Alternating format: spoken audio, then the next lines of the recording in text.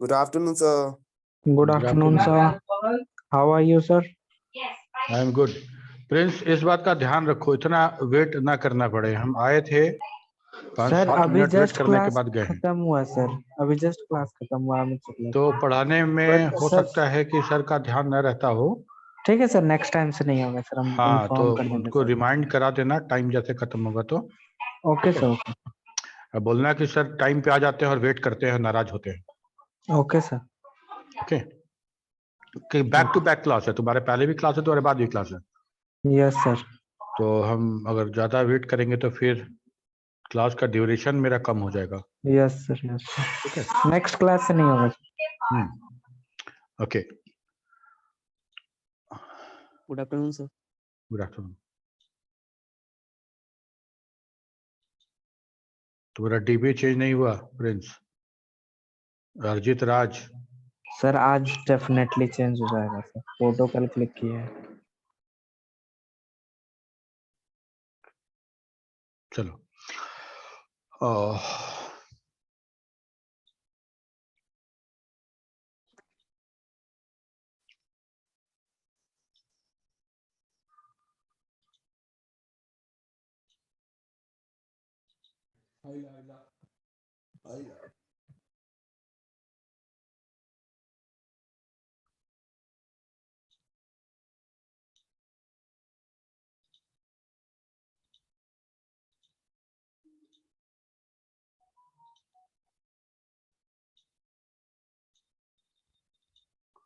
Okay,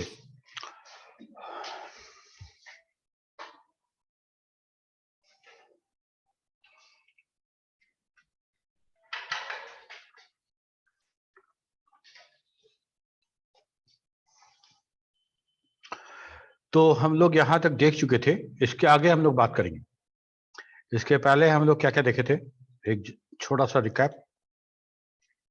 इसके पहले हम लोगों ने देखा कि स्प्रेडशीट क्या होता है, और हम इसमें कितने रोज एंड कॉलम होते हैं, और जो रोज एंड कॉलम का जो इंटरसेक्शन पॉइंट होता है उसको सेल कहते हैं। ठीक है। अच्छा, मैसेज करके कौन पूछ रहा था एमएस वर्ड के बारे में? तुम ही लोग में से कोई था ना? तो किसी और बैच का था। ओके, तो हम लोग कुछ मेन फीचर देखेंगे अभी और आगे बढ़ेंगे। और सारा फीचर जो है, इसके अलावा बहुत सारा फीचर है, सारा फीचर यहाँ लिस्ट करना संभव नहीं था, तो कुछ इंपॉर्टेंट फीचर्स को यहाँ पे लिस्ट किए हैं और आगे बढ़ेंगे। सारा फीचर हम लोग को देखना है। ठीक है, तो some of the main features are auto format. Let us to choose many preset table formatting option। Auto format कहने का मतलब कि हमको फॉर्मेट नहीं करना है और एक प्री डिफाइंड टेम्पलेट जैसा हमको सेलेक्ट करना है और मेरा पूरा का पूरा फॉर्मेटिंग उसके अकॉर्डिंग हो जाएगा। ऑटो सम, बहुत सारा कंटेंट है, उसको ऐड करना है, कुछ नहीं करना है, सबको सिलेक्ट करना है, ऑटो सम पे क्लिक करना है, सब सम हो जाएगा। List auto fill, automatically extend cell formatting when an item is added to the end of the list। Autofill, list autofill, auto shape toolbar will allow you to draw a number of geometric shapes, arrow। ठीक है, ये सब तो हमको लगता है तुम लोग सब जानते हो, यूज भी किए होगे एक्सेल में या एमएस वर्ड में। Yes sir. Wizard give you a work effectively when you work by displaying various helpful tips and techniques based on what you are doing। Drag and drop feature will help you to repositioning the data and text by simply dragging the data with the help of mouse। Chart graph feature will help you to presenting a graphical representation of your data in form of pie, bar, line chart, etc। Pivot table flips the sum add data in second and flip the data। मतलब data, तुम जितना data हम summarise कर रहे हैं, एक second में data को फ्लिप कर सकते हैं, रो का कॉलम, कॉलम का रो, जिसको कंटेन करना है, जिसको एवरीथिंग। ठीक है, और you can perform data analysis and generating reports like periodic financial statement, statical report. ठीक है, you can analyse complex data relationship graphically. Shortcut menus, commands that are appropriate to the that you are doing appear by clicking the right mouse button. हम कहीं भी right mouse button click करते हैं तो वहां पे हमको शॉर्टकट मेनू अपीयर हो जाता है। हमको वहां पे जाने की जरूरत नहीं है, टैब के पास जाके और वहां क्लिक नहीं करना है, ठीक है। शॉर्टकट मेनू तुमको मिलेगा। ओके, तो हम लोग देखे थे कि हम लोग का जो एक्सेल है वो कैसे ऑर्गेनाइज है। तो सबसे ऊपर में हमको मिलता है टैब, ठीक है। तो टैब जो है उसमें कौन कौन सा टैब मिलेगा हमको? Home tab, insert tab, page layout tab, formula, data review और व्यू टैब, इतना सारा टैब है। हर टैब का अपना रिबन है। जो एक्टिव टैब होगा, जो टैब एक्टिव होगा उसमें हमको मिलेगा उस टैब का सारा रिबन, ठीक है। हम एक्सेल खोले हैं, देखो दिखाते हैं तुमको, ठीक है। ये हमारा एक्सेल है, ये हमारा एक्टिव टैब होम है। तो होम का सारा दिख रहा है हमको। जैसे ही दूसरा टैब सिलेक्ट करते हैं तो हमको दूसरा टैब दिखने लगता है, इसका सारा डेटा यहाँ पे, उससे सारा कमांड दिखने लगता है। और हर कमांड का ग्रुप है, और जिस ग्रुप में कुछ एक्स्ट्रा बच गया है जो यहाँ पे शो नहीं हो पा रहा है, उसके लिए छोटा सा राइट बॉटम कॉर्नर पे एरो दिया गया है, जिसको क्लिक करेंगे तो हमको आगे दिखेगा, ठीक है। तो होम टैब पे अगर बात करते हैं, अभी होम टैब की बात कर रहे हैं। होम टैब के रिबन को ध्यान से देखो, हमको क्या मिल रहा है। सबसे पहले मिल रहा है जो ग्रुप है वो है क्लिपबोर्ड, है ना, क्लिपबोर्ड। उसका आता फॉन्ट मिलेगा। ओके, व्हाट इज क्लिपबोर्ड, बता सकते हो? सर प्रीवियस जो भी कॉपी डेटा होता है वहां पे शो करता है sir. Yes, that is a memory location, that is some buffer, ठीक है, for especially given for copy, cut, copy and paste, ठीक है। Ribbon under the home tab includes clipboard, cut, copy, paste are clipboard features built into Windows. The clipboard is a temporary storage place for picture and data. The Windows clipboard can only store one at a time, ठीक है। एक copy किए store हो गया, paste करेंगे तो paste हो जाएगा, लेकिन जैसे ही दूसरा कॉपी करेंगे तो पहले वाला कॉपी ओवरराइट हो जाएगा, ये विंडोज का। But Microsoft office has a multi clipboard that can store 24 items, ठीक है। तो हम प्रीवियस 24 कट और कॉपी को माइक्रोसॉफ्ट ऑफिस में क्लिपबोर्ड में स्टोर कर सकते हैं, बल्कि स्टोर रहता है। But the paste button and the shortcut for the paste option only correspond to the most recently copied item. The clipboard pane must be displayed to be able to use this feature. अब क्या problem बता रहे हैं हम लोग यहाँ पे कि हम कट कॉपी पेस्ट जब करेंगे, पेस्ट छोड़ दो, कट या कॉपी जो भी करते हैं वो कंटेंट हमारा क्लिपबोर्ड में स्टोर होता है। तो विंडोज का जो क्लिपबोर्ड है सिर्फ एक डेटा को स्टोर करता है। एक डेटा को जैसे दोबारा कट कॉपी करोगे, पहले वाला जो कॉपीड है मेमोरी में वो ओवरराइट हो जाएगा, ठीक है। हम विंडोज में तो ऐसा होता है, लेकिन हम ऑफिस की बात कर रहे हैं, स्पेशली एक्सेल की बात करें तो यहाँ पे कहना है कि हम टोटल 24 आइटम्स को रख सकते हैं। लास्ट लाइन देखो, the clipboard pane must be displayed to be able to use this feature. Off करके देखते हैं, ठीक है। ये एक्सेल है, हम यहां पे कुछ लिखते हैं हेलो, ठीक है। इसको हम कट कर लेते हैं, यहां से कट कर लिए, और जैसे ही कट करते हैं तो इसके इर्द गिर्द ये जो डायरेक्शन है इसको बोलते हैं मूविंग एंट जैसा हमको मिल जाता है। और जैसे ही हम कहीं पे पेस्ट करेंगे तो क्या होगा, यहां से गायब हो जाएगा, यहां पेस्ट हो जाएगा। ओके, चलो अब तो हम एक बार हेलो कट कर चुके हैं, एक बार इंडिया लिख देते हैं, ठीक है। इसको इस पर कॉपी करते हैं, इंडिया को कट कैसे करें, ठीक है। दिस जस्ट कॉपीड, ठीक है, और यहां पेस्ट कर दिए। तो मतलब दो कट किए, मतलब हमारे क्लिपबोर्ड में दो कंटेंट होना चाहिए था, एक हेलो और एक इंडिया, ठीक है। लेकिन जब भी हम पेस्ट करेंगे तो मेरा जो लास्ट जो है कट या कॉपी वही पेस्ट होगा, पहले वाला नहीं होगा। अगर इसके पहले वाला कट कॉपी को अगर आप एड्रेस करना चाहते हैं तो आपको क्लिपबोर्ड पेन ओपन करना पड़ेगा। चलो ओपन कर लेते हैं। कैसे ओपन होगा? ये एरो बटन से, इस एरो बटन से क्लिक करते ओपन करते हैं तो हमको ये पेन ओपन हो गया। ठीक है, ओके। अब हम इसमें से कुछ वर्ड और लिख लेते हैं। हेलो हो गया, इंडिया हो गया, यहां लिखते हैं हेलो वर्ल्ड, यहां लिख देते हैं 1000। ठीक है, यहां लिख देते हैं पुष्कर, यहां लिखते हैं सिमज। इतना आइटम हम लिख लिए, एक एक करके सबको कट या कॉपी करते चलेंगे। Cut, control X, India, control C, hello world, control C, 1000, control X, Pushkar, control C, image, control C. Okay, तो हम लोग अभी कितना कॉपी पेस्ट किए हैं? 7 ऑफ 24। 24 का जगह है, अभी हम लोग 7 कर चुके हैं। ठीक है, अब यहाँ पे कर्सर रखते हैं और लिखते हैं पेस्ट ऑल। आ गया सब पेस्ट, जितना कॉपी किया सब आ गया। नहीं, लेकिन हमको सब नहीं चाहिए था, कोई एक चाहिए था, हमको हेलो वर्ल्ड चाहिए था। ठीक है, तो हेलो वर्ल्ड आ गया। यहाँ पे कर्सर रखे और ये 1000 चाहिए था, ये 1000 कर लिए। ठीक है, तो हम इस तरह से और क्लियर ऑल करेंगे तो पूरा क्लिपबोर्ड बफर मेरा क्लियर हो गया। ओके,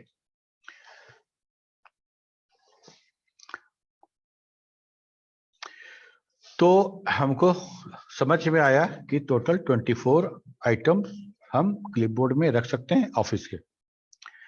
कट मतलब copy selection to the clipboard. If the selection is text or an range, it will disappear. If it is cell, Excel wait until it paste it is paste it to delete the original cell. क्या है, Excel में थोड़ा सा बाकी जगह से अलग है। हम लोग जैसे ही कट करते हैं ना कोई चीज तो वो डिसअपियर हो जाता है, पेस्ट करते वहां आ जाता है। ठीक है, एक्सेल में क्या हुआ है कि एक्सेल में जब हम कट करते हैं तो हम क्या कट किए हैं वो हमको पता चले, इसलिए कटेड एरिया जो है, कटेड रेंज सिलेक्शन एरिया जो है वो हमारा सिलेक्शन में आ जाता है और मूविंग एंट जैसा दिखता है। और वो डिसअपियर कब होगा? जब हम पेस्ट कर देंगे। ओके, कॉपी में क्या होगा कि copy selection to the clipboard, वो वहां से इरेज नहीं करेगा। Paste, retrieve the most recent text object on the clipboard. Object क्यों करें?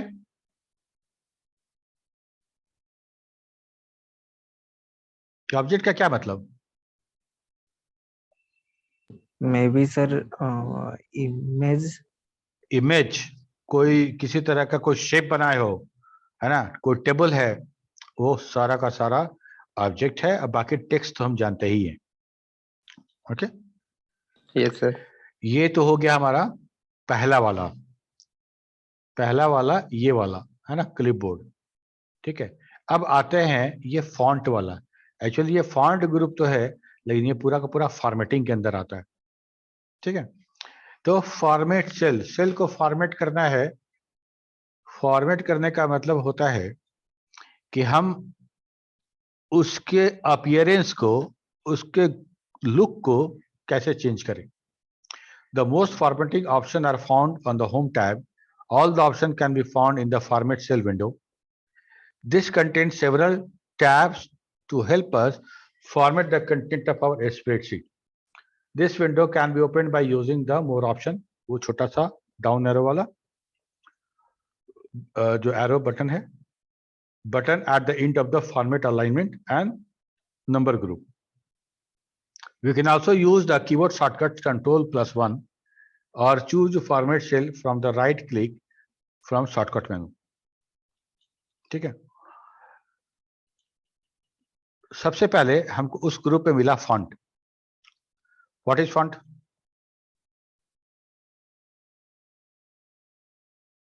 सर हम लोग इससे जो भी अल्फाबेट लिखे या हाईलाइट या डिजाइन करने के लिए या फिर सर उसमें कलर चेंज? फॉन्ट मतलब है कि कैसा हैंड राइटिंग है। हम लोग सब लोग लिखते हैं, सबके हैंड राइटिंग अलग अलग है। ओके, तो अगर हम कंप्यूटर को बोलते हैं तो हर अलग अलग फॉन्ट की का राइटिंग, उसका जो तरीका है, डिजाइन है लेटर का, वो अलग अलग होगा। तो फॉन्ट हम अपने अकॉर्डिंग सेलेक्ट करते हैं कौन सा चाहिए। फॉन्ट अगर एक फॉन्ट सेलेक्ट किए हो तो लेटर कुछ दूसरे तरह से अपीयर होगा, और जैसे ही हम फॉन्ट चेंज करते हैं तो वो लेटर कुछ दूसरे डिजाइन का अपीयर होगा। ठीक है, तो set the font of the selected cell, fonts are different way to show the same letter. Size बड़ा और बड़ा या एकदम छोटा। ठीक है, font size is the size of letter. Large number gives large font, small number gives small font. ठीक है, इंक्रीज फॉन्ट, डिक्रीज फॉन्ट, वहां पे जो बटन है उसकी बात कर रहे हैं। एक फॉन्ट इंक्रीज, दूसरा डिक्रीज। एक तो फॉन्ट साइज हो गया, जहां पे क्लिक करके कुछ लिख सकते हो, या टेक्स्ट सिलेक्ट करके वहां से फॉन्ट बढ़ाते चले गए तो बढ़ते चला गया। अगर हमको पता है कि ये वाला टेक्स्ट 18 साइज में अच्छा लगेगा तो बहुत अच्छी बात है। हमको नहीं पता है कि कितना साइज में फिट होगा, तो हम क्या कर सकते हैं, इंक्रीज और डिक्रीज फॉन्ट बटन को यूज कर सकते हैं। सिलेक्ट करेंगे, म्यूट कर लो अगर किसी का ऑन है तो। सिलेक्ट करने के बाद इंक्रीज फॉन्ट बटन को जैसे जैसे प्रेस करेंगे वैसे वैसे फॉन्ट इंक्रीज होता रहेगा, हर बार में एक। और जहां हमको लगेगा कि अब ठीक हो गया, इससे बड़ा नहीं चाहिए, वहां छोड़ देंगे, या घटाना होगा तो डिक्रीज फॉन्ट। ठीक है, अब फॉन्ट स्टाइल है। फॉन्ट स्टाइल में आता है कि हम उस फॉन्ट को, उस टेक्स्ट को बोल्ड कर सकते हैं, इटैलिक कर सकते हैं, अंडरलाइन कर सकते हैं। ठीक है, बोल्ड, इटैलिक, अंडरलाइन। ओके, कर Yes. सकते हैं। Yes. ओके, तो that is called font style. इसके बाद अंडरलाइन भी एक से ज्यादा तरीके का हम दिखाएंगे तुमको। बॉर्डर, अगर हमको सेल के अंदर बॉर्डर जोड़ना है, सेल में जो पार्टीशन बना हुआ है रोज एंड कॉलम का, जो सेल का, वो विजिबल नहीं होगा अगर हम प्रिंट आउट लेंगे तो। अगर सेल नॉर्मली हम ऑफ रखते हैं और वो बड़ा लाइट कलर का होता है, बहुत लाइट कलर का होता है, अगर हम यहाँ पे बोल्ड कलर का कुछ चाहें इसको बॉर्डर बनाना तो कैसे बनाएंगे, तो उसके लिए हमको बॉर्डर है। फिल कलर, अगर सेल के अंदर बैकग्राउंड में कुछ कलर चाहिए तो फिल कलर। ठीक है, और फॉन्ट कलर मतलब कैरेक्टर, जैसे यहाँ देखो माइक्रोसॉफ्ट एक्सेल रेड कलर में लिखा गया है, ये है फॉन्ट कलर। ठीक है, बैकग्राउंड मेरा व्हाइट है तो ये फिल कलर है। ओके, और इसके बाद है मोर ऑप्शन। इसके अलावा अगर कुछ रह गया फॉर्मेटिंग में जो नहीं दिख रहा है, उसके लिए आपको मोर ऑप्शन पे क्लिक करना है। ठीक है, अब यहाँ पे हम बात करते हैं कि सब जितना है ना सबको सेलेक्ट कर लेते हैं इसको, और यहाँ से फॉन्ट चेंज कर देते हैं, और फॉन्ट चेंज करके हम लोग तोहमा फॉन्ट सिलेक्ट कर लेते हैं। ठीक है, देखो चेंज हो गया, फॉन्ट चेंज हो गया। अब इसका साइज यहाँ से है तो हम डायरेक्टली यहाँ राइट कर सकते हैं जाके 20, या फिर हम यहाँ से भी सिलेक्ट कर सकते हैं। ठीक है, पहला चीज। दूसरा, यहाँ पे देखो फॉन्ट है बड़ा ए मतलब फॉन्ट इंक्रीज होगा, छोटा ए मतलब फॉन्ट डिक्रीज करेंगे।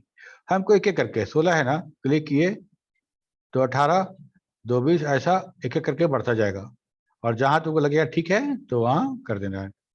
ठीक है, यह तो काम हो गया। ये है बोल्ड, इटैलिक, अंडरलाइन। तो बोल्ड करोगे तो बोल्ड हो जाएगा, इटैलिक एंड अंडरलाइन। ठीक है, ये काम हो गया। इसके बाद छोटा सा ड्रॉप डाउन दिख रहा है आपको यहाँ पे, इसको क्लिक करते हैं तो हमको मिलता है अंडरलाइन एंड डबल अंडरलाइन।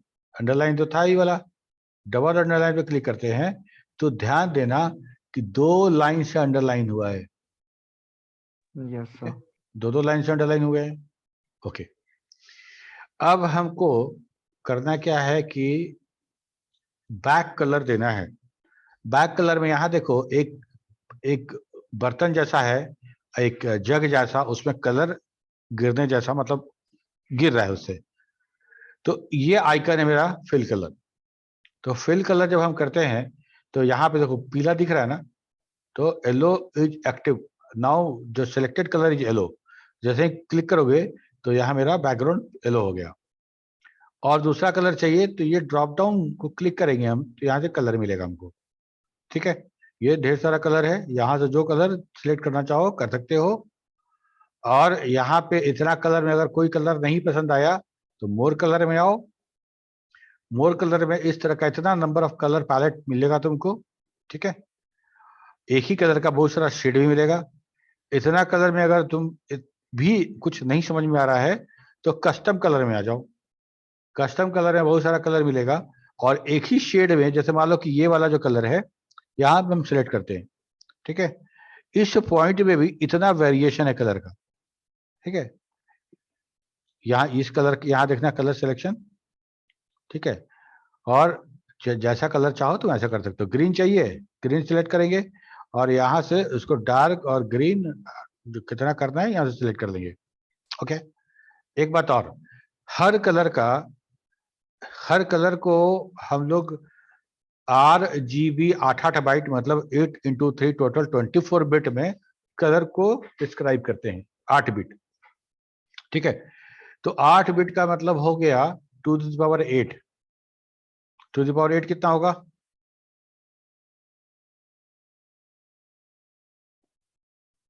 2⁸8 हमको होगा 256, 256।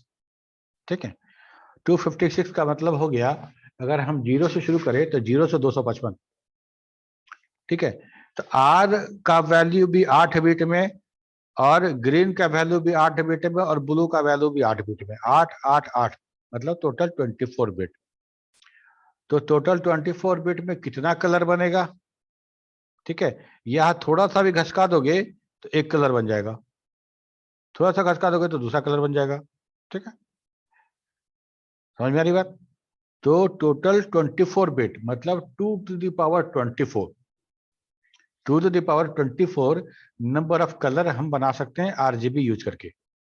ओके, अगर मान लो तुमको कलर नहीं पता है, सिर्फ RGB वैल्यू पता है, तो RGB का वैल्यू यहाँ रख के हम वो कलर का निर्माण कर सकते हैं।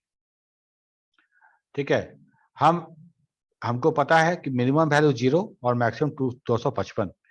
तो अगर हम रेड में 255 रख दें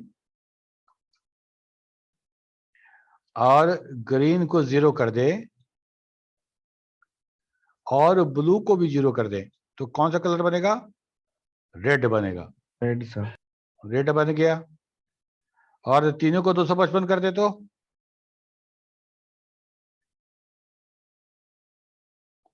गेस करो। I think black sir. Black नहीं ना, ब्लैक कोई कलर है। White sir, white. एग्जैक्टली। ठीक है, सब 255 कर दिए तो व्हाइट कलर बन गया, और सबको 0 कर देंगे तो देखो, सबको 0 कर दी तो ब्लैक। ब्लैक मतलब कोई कलर ही नहीं है। Black is not considered as a colour, absent of all colour is black. ठीक है, कोई नहीं तो ब्लैक। तो 0 0 0 ब्लैक।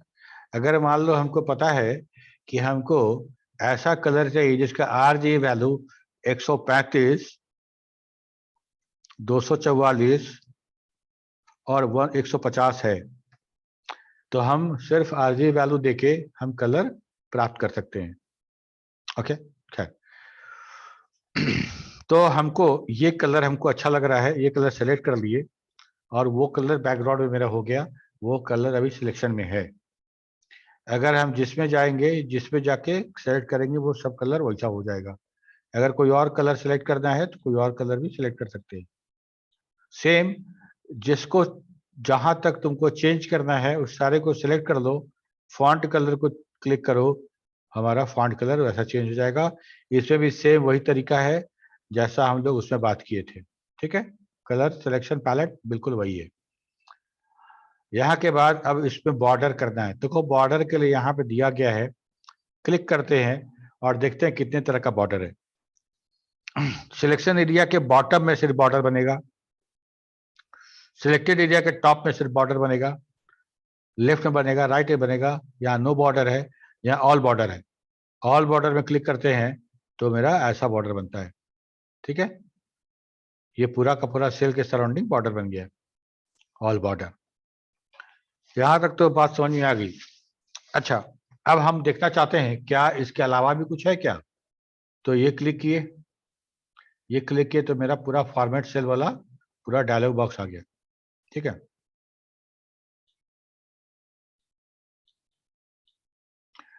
फॉर्मेट सेल में अब यहां देखो तो फॉन्ट था, ओके, यहां था regular, italic, bold, bold italic, fine. Size भी यहां था, अंडरलाइन में था, यहां पे देखो नन, अंडरलाइन, नन मतलब no underline, single and double, single and double भी हम लोग देख चुके। एक और है single accounting and double accounting, ये क्या है ध्यान देना। इसको कॉपी किए और यहां पेस्ट कर दिए। ठीक है, अब इसको हम लोग अंडरलाइन करते हैं, सिंगल अकाउंटिंग। ठीक है, कहाँ चला गया,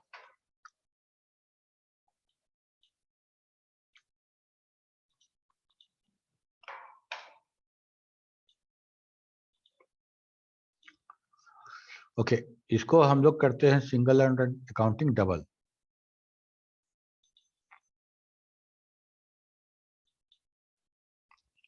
ठीक है, ओके, ये हुआ सिंगल अकाउंटिंग।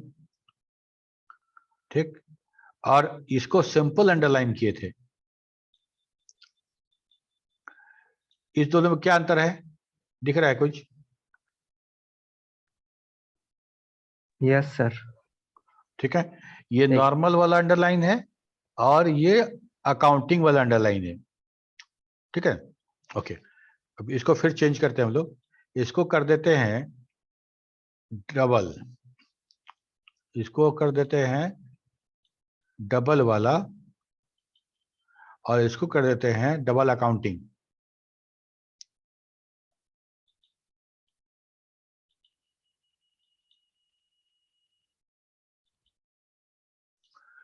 देखो ये नॉर्मल अकाउंट, नॉर्मल है मेरा जो हम यूज करते हैं, जो टेक्स्ट से ऑलमोस्ट सटा रहता है, और अकाउंटिंग वाला जो है वो टेक्स्ट से थोड़ा सा दूर रहता है, चाहे वो अंडरलाइन हो और चाहे डबल अंडरलाइन हो। क्लियर? ठीक है, अब यहाँ Yes, पे sir. एक दो चीज और है, तीन चीज, स्ट्राइक थ्रू, सुपर स्क्रिप्ट, सब स्क्रिप्ट। ठीक है, ये क्या है?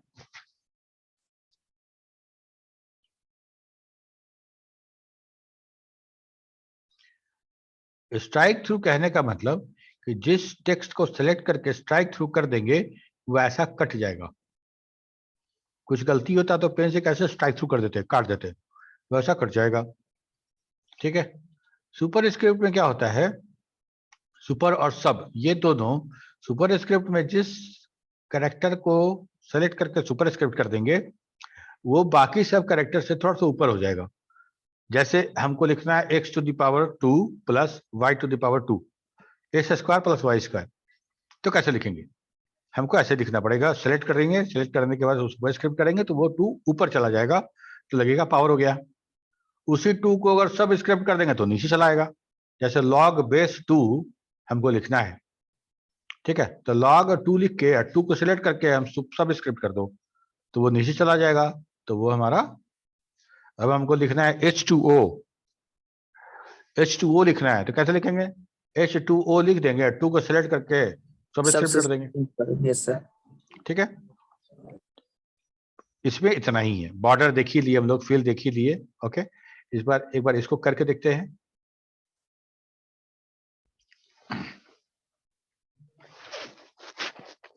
यहां पे लिख रहे हैं x2, ठीक है।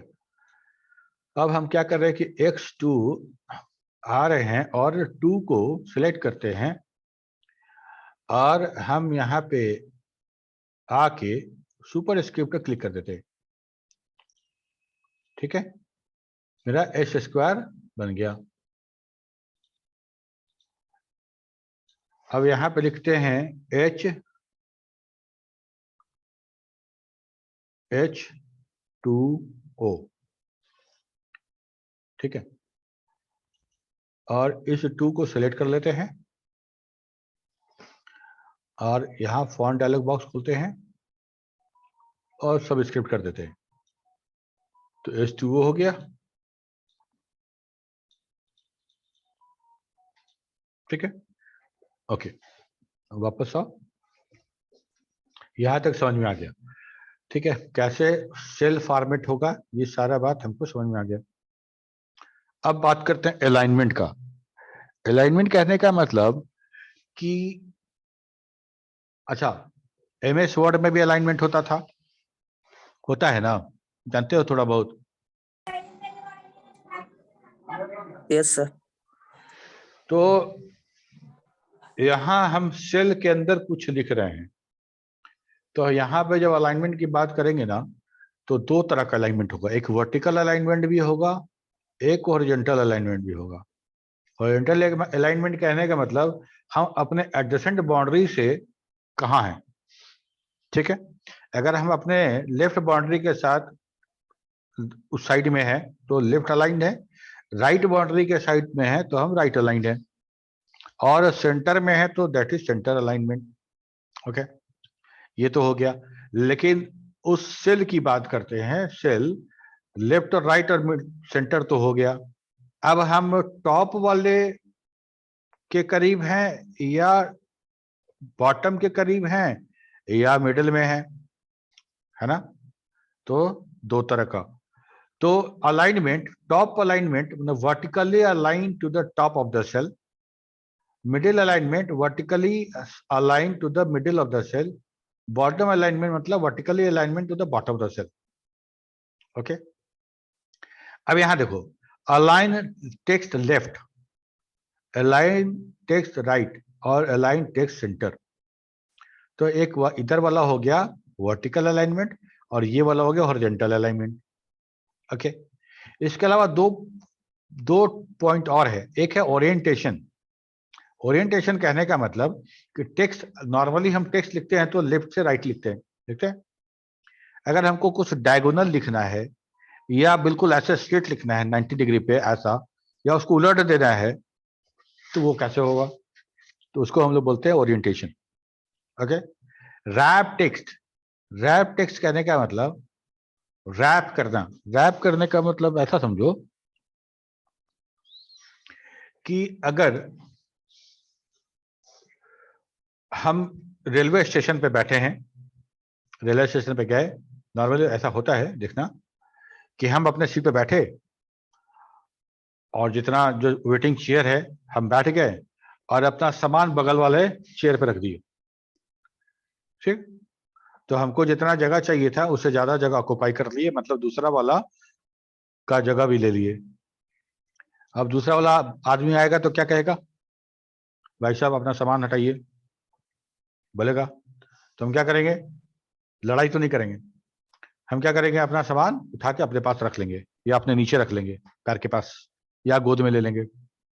ओके, तो रैप टेक्स्ट वही है। अगर हम एक सेल में सेल के विड्थ के हिसाब से अगर हम सोचे तो क्या होगा?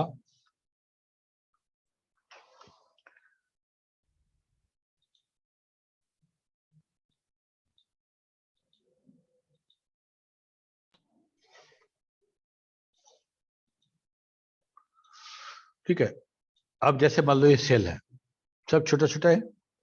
ओके, अब यहाँ पे अगर हमको कुछ लिखना है, हम लिखते हैं हेलो वर्ल्ड।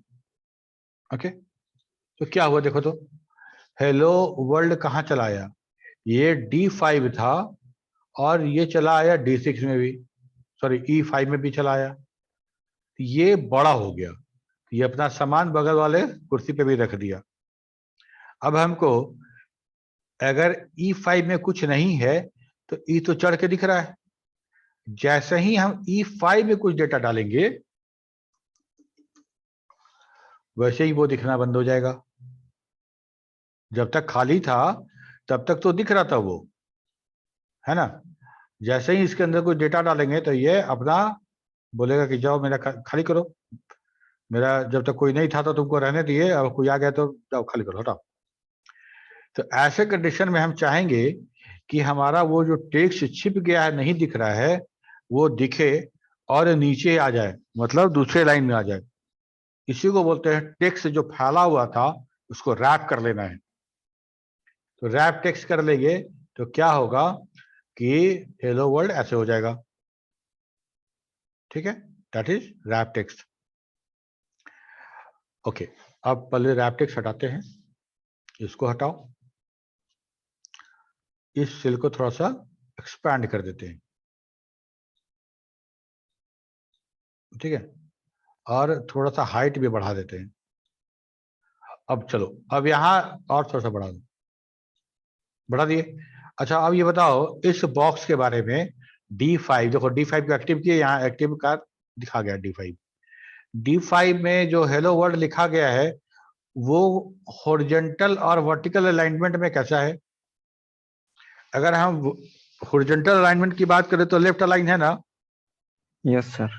यस और वर्टिकल अलाइनमेंट करें तो बॉटम अलाइनमेंट है। Yes sir. ओके, अब देखो यहाँ पे अलाइनमेंट वाले ग्रुप में हमको यहाँ देखो मिल रहा है 3 अलाइनमेंट इधर मिल रहा है और 3 अलाइनमेंट यहाँ मिल रहा है। गौर से देखोगे तो पता चलेगा ये टॉप है, ये मिडिल है, ये बॉटम है, ये लेफ्ट है, ये सेंटर है, ये राइट है, ठीक है। ऐसा आइकन बनाया गया है कि हम लोग देख के समझ सकते हैं। अगर हम इसको सेलेक्ट कर ले और इसको टॉप लाइन पे क्लिक करें तो मेरा ये टॉप जो छत है उससे अलाइन हो जाएगा, ठीक है। और अगर सेंटर कर दे, मिडिल कर दे तो बीच में लटका रहेगा, जमीन और धरती के बीच में।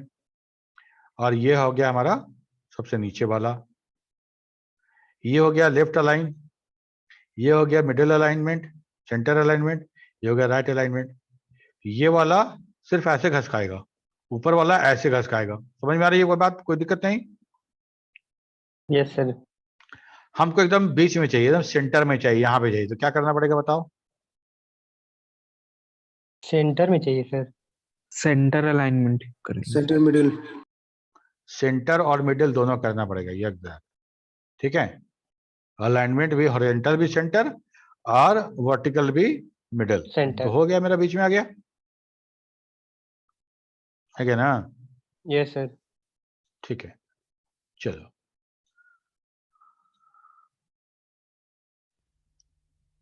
ओके, यहां तक तो बात हो गया।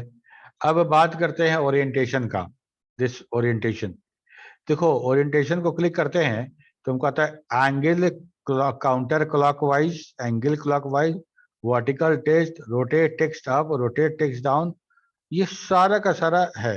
तो अगर मान लो हम इसको लिखते हैं angle counter clockwise, counter clockwise anti clockwise, इसको जैसे ही लिखते हैं तो मेरा ऐसा आ जाता है, ठीक है। इसको अगर हम लिखते हैं वर्टिकल टेक्स्ट तो हमको वर्टिकल ही दिखेगा,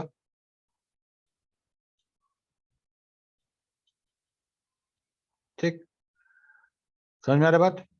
अगर हम इसको लिखते हैं रोटेट टेक्स्ट अप तो ऐसा हो गया, ठीक। यहां तो हो गया, चलो control Z, control Z, control Z, वापस आ गए। ओके, यहाँ पे देखो, यहाँ पे क्या आ रहा है, ये है मेरा इंडेंट बढ़ाने घटाने के लिए जो दिया गया है। इंडेंट क्या है?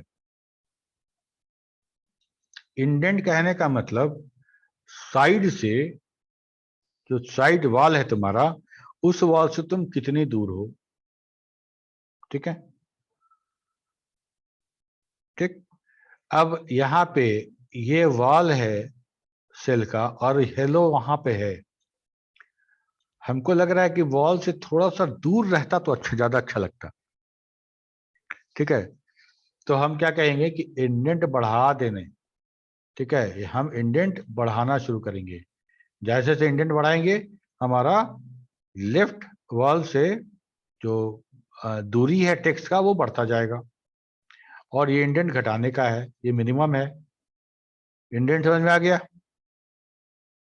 यस हम Yes, जब सर। पैराग्राफ चेंज करते हैं, जब पैराग्राफ चेंज करते हैं तो एक टैब लेके थोड़ा सा इंडेंट बढ़ा देते हैं, ठीक है। तो पाइथन में भी जो प्रोग्रामिंग किए होगे तो जो सब स्टेटमेंट होता है उसका इंडेंट, एक इंडेंट बढ़ा के लिखते हैं, इंडेंटेशन जिसको बोलते हैं, ठीक है। वही यहाँ पे भी है। अब है दूसरा है मर्ज, मर्ज एंड सेंटर। सेंटर मतलब सेंटर अलाइनमेंट, मर्ज का मतलब क्या? दो सेल को एक में मर्ज करना। दो सेल को एक में मर्ज कर देना, ठीक है।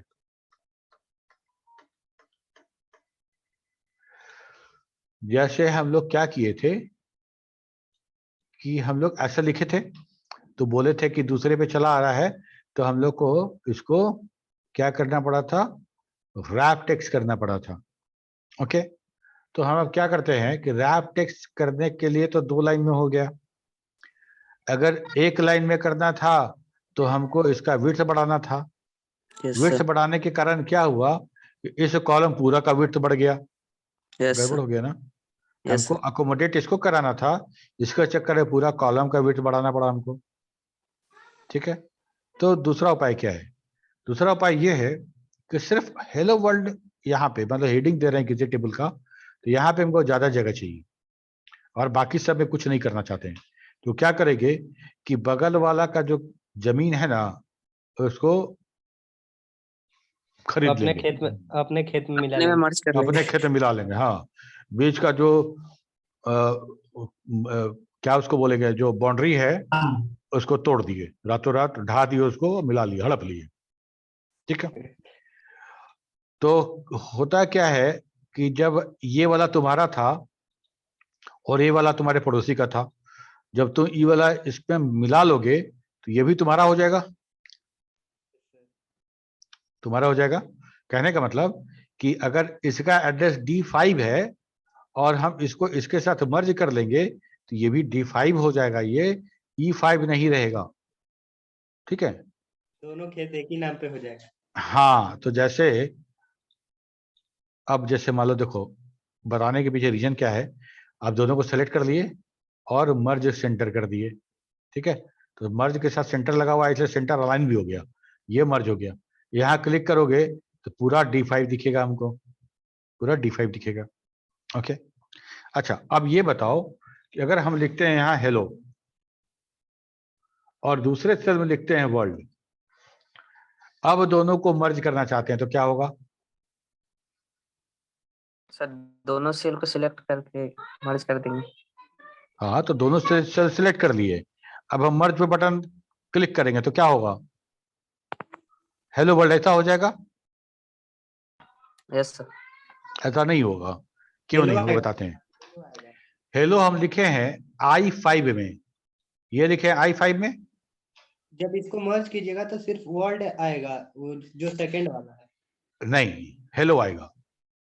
देखो ये I5 है और ये J5 है, जब हम इसको मिला देंगे तो सब I5 हो जाएगा, है ना।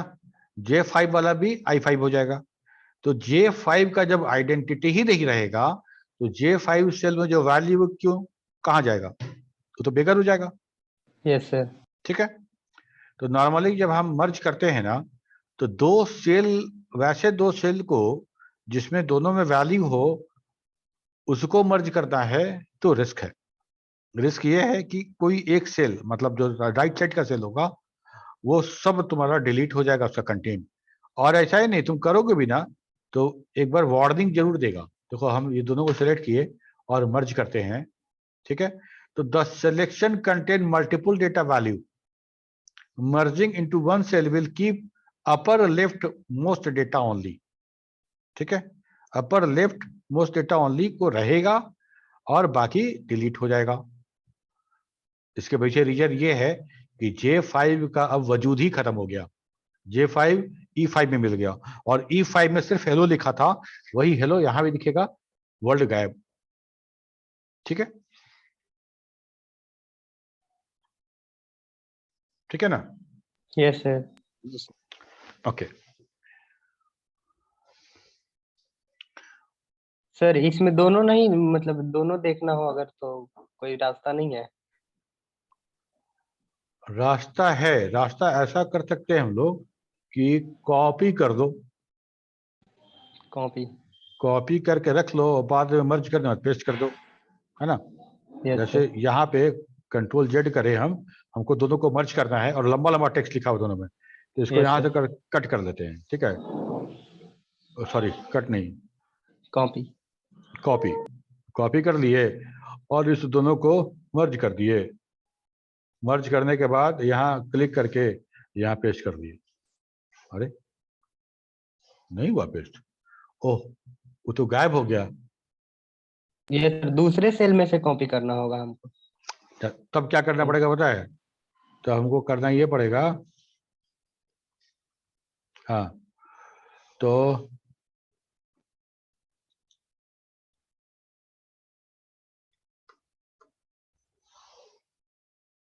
इतना देर से आ रहा है चौहान, हेलो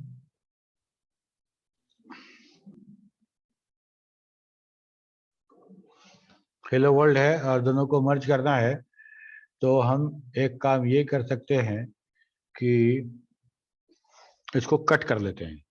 ठीक है, अब यस सर। देखते हैं कट करके पेस्ट होता है कि नहीं। यहाँ पे पेस्ट करने की कोशिश करते हैं, पेस्ट नहीं हो रहा है। तब एक ही उपाय बचता है मेरे पास कि हम इसको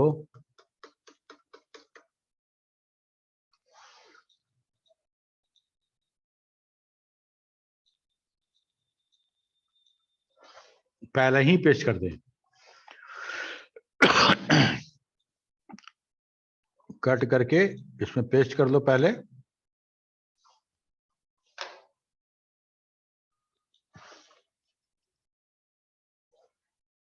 क्या हो रहा है?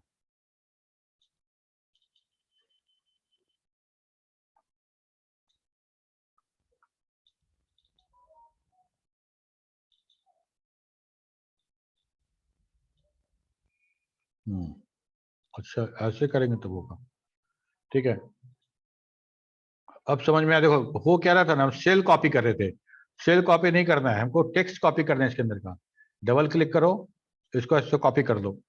ठीक है, अब इस दोनों को मर्ज कर दो, ओके हो गया। अब यहाँ पे आओ, डबल क्लिक करो, यहाँ पे आके पेस्ट कर दो। ठीक है, सेल कॉपी पेस्ट नहीं होगा, टेक्स्ट कॉपी पेस्ट हो जाएगा।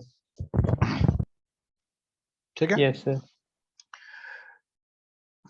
काहे अब सब अटेंडेंस के लिए पहुंच रहा है क्या?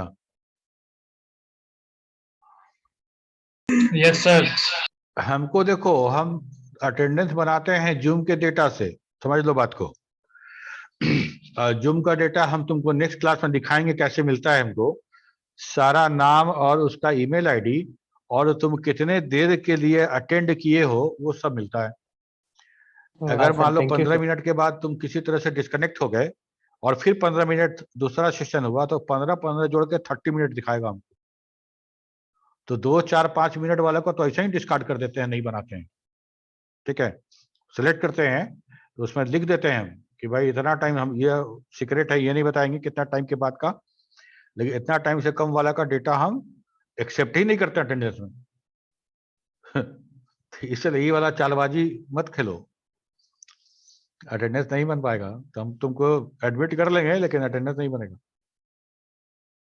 ओके, यहां तक हम लोग देख लिए। सर अब इसके बाद नंबर फॉर्मेटिंग, एक्सक्यूज वो मी अगले सर। क्लास में हम लोग नंबर फॉर्मेटिंग देखेंगे। एक्सक्यूज मी हाँ सर। यस, सर जो आपने ओरिएंटेशन का जो बताया उस पे थोड़ा चलेंगे, हम लोग एक्सेल पे थोड़ा कीजिए ना सर। ओरिएंटेशन, ओरिएंटेशन कहने का मतलब कि हम टेक्स्ट को डायरेक्शन को कैसे लिख रहे हैं। ठीक है, सर इसमें इसमें एक पॉइंट है, फॉर्मेट सेल अलाइनमेंट। फिर से बोलो। फॉर्मेट सेल अलाइनमेंट का एक पॉइंट है इसमें नीचे। हाँ, तो सर इसमें प्रोटेक्शन वगैरह जो दिया हुआ है, प्रोटेक्शन और नंबर, इसमें बहुत सारा चीज दिख रहा है जो सर नहीं बताया वो, तो इसमें यस सर। क्या दिख रहा नहीं, कहाँ पे बताओ? सर ओरिएंटेशन में क्लिक कीजिए आप। ओरिएंटेशन में। Yes sir. हम्म। ये फॉर्मेट सेल अलाइनमेंट में जाइए। फॉर्मेट सेल ये अलाइनमेंट में तुम आओगे ना, तो जो हम वहां पे डायरेक्टली सिलेक्ट कर रहे थे वो तुमको ये यहाँ मिलेगा। ये टेक्स्ट है ना, यहाँ डिग्री टेक्स्ट जो वहां पे था वही सब यहाँ पे भी है। ठीक है। अच्छा सर, इसमें प्रोटेक्शन बोले तो हाइड और लॉक्ड ऐसे लिखा हुआ कुछ, तो इसका क्या है? नहीं समझ में आ रहा, क्या बोले फिर से बोलो। सर इसमें प्रोटेक्शन का एक पॉइंट है, तो इसमें हाइड और लॉकेड लिखा हुआ है, तो इसका क्या है? हाँ हिडन और बताएंगे ये लॉकेड सब, का। अभी नहीं, ये बताएंगे। ठीक है। Okay sir. हाँ हाँ हाँ, ये अभी नहीं। ओके ठीक। Sir, thank you. तो अगले क्लास में हम लोग इसके आगे का देखेंगे, number formatting, number cell formatting number का। ठीक है, चलो okay sir, okay. Thank you sir.